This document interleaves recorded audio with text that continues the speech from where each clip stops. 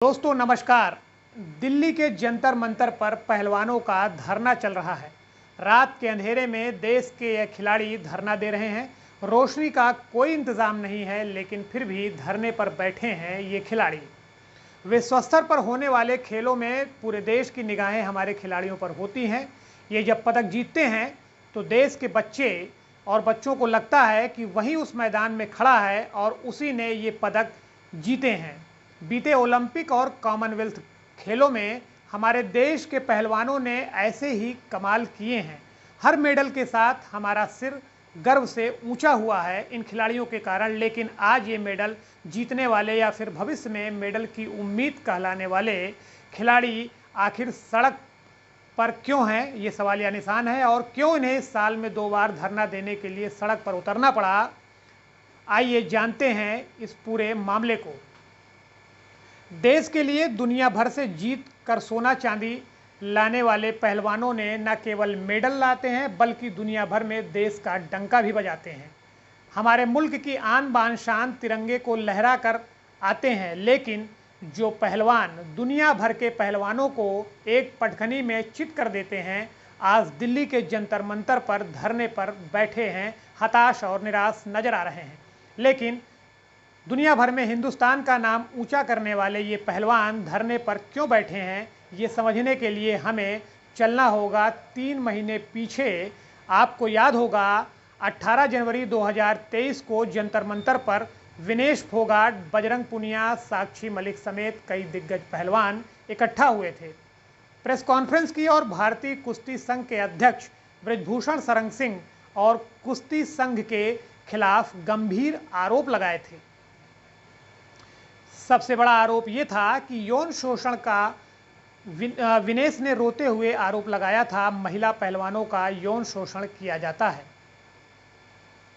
इसी पूरे मामले में तानाशाही करने और पहलवानों को अपमानित के साथ ही खिलाड़ियों को थप्पड़ मारने तक के आरोप लगाए गए थे। आरोपों पर बृजभूषण की सफाई आई। आरोपों को झूठा बताते हुए उन्होंने कहा था कि अगर आरोप साबित हो जाए तो उन्हें फांसी दे दी जाए। इसके अलावा उन्होंने कई उदाहरण देकर ये भी साबित करने की कोशिश की कि उन्होंने पहलवानों को कितना सपोर्ट किया है। बृजभूषण ने ये भी कहा था कि उनके खिलाफ कोई बड़ा उद्योगपति साजिश कर रहा है। अब आपको बताते हैं कि आखिरकार बृजभूषण शरण सिंह आखिर कौन है। बृजभूषण शरण सिंह 2014 और 2019 में कैसरगंज सीट के बीजेपी के टिकट पर सांसद बने। बृजभूषण शरण सिंह कुल 6 बार के सांसद भी रह चुके हैं और लगातार 3 बार कुश्ती महासंघ के अध्यक्ष भी रहे हैं। पहली बार 2011 में बने थे और फिर उसके बाद लगातार बने हुए हैं।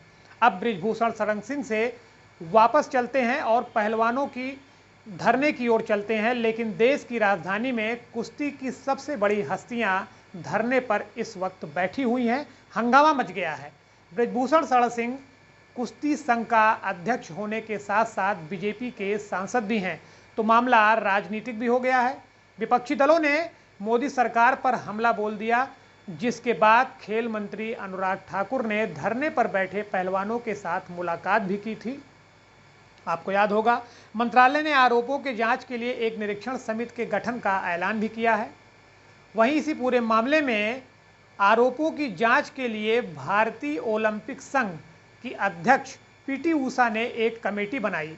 कमेटी की मुखिया थी ओलंपिक पदक विजेता मैरी कॉम।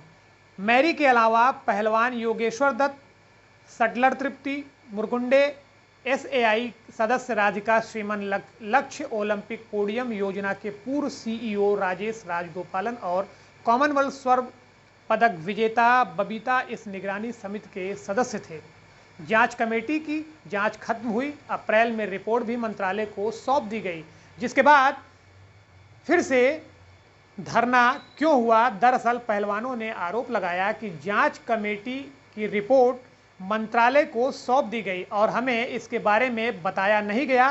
साथ ही इस पर सवाल भी उठाए गए। बजरंग पुनिया ने कहा कि उन्होंने एक आर्टिकल में पढ़ा है कि समिति के सदस्यों में से एक के दस्तखत के बिना ही सपोर्ट मंत्रालय को सौंप दी गई है।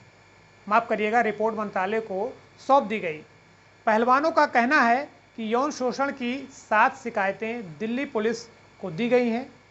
इसमें से एक शिकायत नाबालिग महिला पहलवान की भी है, लेकिन इस पर एफआईआर नहीं हो रही है। अब पहलवान धरने पर बैठे हैं तो दिल्ली पुलिस भी हरकत में आई। दिल्ली पुलिस ने खेल मंत्रालय द्वारा गठित जांच समिति से रिपोर्ट मांगी। मामला सुप्रीम कोर्ट तक गया। कोर्ट में सुनवाई के दौरान दिल्ली पुलिस ने कोर्ट को बताया कि एफआईआर दर्ज की जाएगी। चीफ जस्टिस ने पुलिस को महिला पहलवानों को सुरक्षा देने का भी निर्देश दिया। देश के नामी खिलाड़ी अगर खेलने की जगह प्रदर्शन को मजबूर हो जाएं तो ये सामूहिक चिंता की ज़रूरत है। इस मामले का जल्द से जल्द निपटारा किया ही जाना चाहिए ताकि आरोप साबित होने पर दोषियों को उचित सजा दी जा सके, ताकि ये खिलाड़ी यहाँ से निकलकर हमारे लिए और पदक जीत सकें। फिलहाल अभी भी खिलाड़ी देश की राजधानी दिल्ली के जंतर मंतर स्थित जगह पर अंधेरे में बैठे हुए हैं और इनका धरना अभी तक जारी है। फिलहाल आज के वीडियो में इतना ही। देश दुनिया की तमाम खबरों को देखने के लिए देखते रहिए निगाहें इंडिया न्यूज़ और आप हमारे वीडियो को लाइक करें, शेयर करें ताकि हम अधिक से अधिक जानकारी आप तक पहुंचा सकें। नमस्कार। और पुलिस तो नहीं बता दो लोग कितने अत्याचार कर लो, ये आंदोलन तो नहीं चला जब न्याय ना मिल जाता और उन तेन बुझ लो पुलिस वाला। अगर आप लोग की बेटी होती तो आप ऐसा ही व्यवहार करते क्या? ये भारत की बेटियां हैं, आप ऐसा व्यवहार क्यों कर रहे हो? तो ये बिजली पानी और आपकी एसीपी से बात हुई तो उन्होंने क्या कहा? एसीपी ने बोला जो ऐसे ही रहेगा, जो करना कर लो, आप लोगों की मर्जी है, हम वो नहीं करेंगे। बोला धरना आप लोग चलाओ, सड़क पे सो। बिजली काट दी गई है, पानी अंदर नहीं आने दे रहे हैं, हर तरीके से तानाशाह कर रहे हैं। पता नहीं सब कैसा ब्रजभूषण मुझे लगता है कानून से भी बड़ा हो गया है। जो उसकी हरकत जो हो रही है खिलाड़ियों की गल्ला, पूरा देश समर्थन में खड़ा है, उसके बावजूद भी उसको इतना सपोर्ट कर रहे हैं लोग।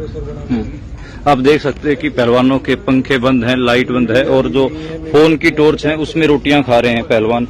बजरंग हैं, संगीता, विनेश, साक्षी, सत्यव्रत, सोमवीर, सारे पहलवान आज आप देख सकते हैं कि जितने पहुंच जाओ आड़े घर बनाओगे, आड़े घर बनाना पड़ेगा भाई। देख लिया हिसाब किताब, लट खाओगे तो इकट्ठे खा ले सारे। दोबारा वो माहौल बनाना पड़ेगा जो एक साल पहले चल रहा था।